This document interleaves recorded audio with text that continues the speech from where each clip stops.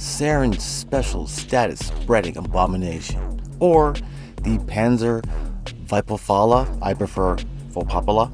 How about Pandemic Puppy? Although I'm not sure this thing's even a dog. You know what? No matter what you want to call it, it's dangerous. Oh, by the way, what's happening? I'm Team Kills, and what I like to do is make gaming easier. Alright, first off, this is technically a part 2 or sequel to my melee Saryn build. These two are a pair made in hell. Second, this biological warfare doesn't spread status like the normal pets do, or sentinels. I'm not using any status chance to make my status effects happen. Sentinels like the Verglass have a high status chance and a pretty good grouping ability. This is nothing like that. Now this is Saryn, or Saryn, however you want to say it. This is Saryn's pet, so there's a great chance there's going to be a lot of corrosive, viral, toxin, and probably more corrosive status should just be around. There's something poisonous in the air. Contagious Bond is going to make that poisonous something and give me a 50% chance to spread whatever's affecting that enemy, corrosive, toxin, or viral. It will spread to other enemies in a 9-meter radius. Vicious Bond is going to make my pet their attacks take 15% armor off enemies, but any enemy that is recently damaged by abilities is going to spread that effect by 9 meters as well. I'm not sure if I'm dipping into a pool of redundancy here, but I want to make sure this works with Warframe abilities and pet abilities. Actually, doesn't really matter, because this pet's viral quills is just like Saryn's first ability. Well, not as good, but basically Saryn's first ability. This thing shoots 6 quills at 20 meters, doing viral damage with a 40% chance of status effect. Now, when status takes effect, there's going to be little orange spores on them. It's just like Saryn's first ability. Now, it doesn't matter which ability these bonds are spreading, I just want that thing to be spread. This is also why I chose the frenzied posture for my melee stance. This makes my pet spread out and attack every asshole in the room, which is great. Everybody gets poisonous death. It also adds 80% duration for my status effects, which is perfect for what I'm doing here. Mainly because I want to spread this love around. Now, Tech Enhance adds an extra 30% duration for my pet's abilities, which is great. Oh, look, it is a Kavat. Okay, it's not a pandemic puppy. Never mind. Tech Assault is paired with that. I don't really care about the extra ability. This is also, or mainly, so I can get that 60% chance that it's just going to ignore death and keep on pushing. Keep on poisoning. Martyred, oh my god, this symbiosis mod, it's going to make this pet suck blood from your dead enemies, and it's going to pump it and give it back to you when you need it. So it just keeps you pushing, poisoning. Now, viral, corrosive, impact, magnetic, gas, and a little bit of electricity. Now, we just finished covering why there's going to be viral and corrosive all over the place. And if you watch the first Saryn video, there'll be toxin as well. Impact.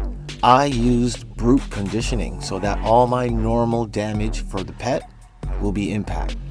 Now, on top of the fantastic impact status, which can send enemies flying, it also raises Eximus.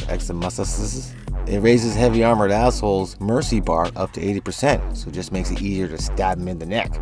But on impact status, because of Bell Ringer, impact is just going to make them lie down. Magnetic Strike gives me a 100% chance that impact status is going to cause magnetic status. So when they will lie down, when they get up, they're going to be confused with magnetic status and start shooting at other people, which is a great way to spread some status. Or to spread the love around. Gas and electricity technically are my major weapons elements of choice, but at 35% status chance, I'm not really depending on that. Call of the Week will give me an extra 60% damage per status affecting the target, and there will be a lot of statuses affecting the target, and my non-critical damage will be boosted as well. This thing does help. Gas technically fits the whole poisonous thing that I'm doing, this package, and electricity technically has crowd control. It's a fun element, but like I said before, this is not how I'm trying to spread some status. Now, there is one thing that I noticed that's kind of weird. Let me try and say this as clear as possible. When an enemy is affected by Saryn's first ability, their spores will spread normally. The panzer quills or panzer spores can go on top of that enemy and they will still spread.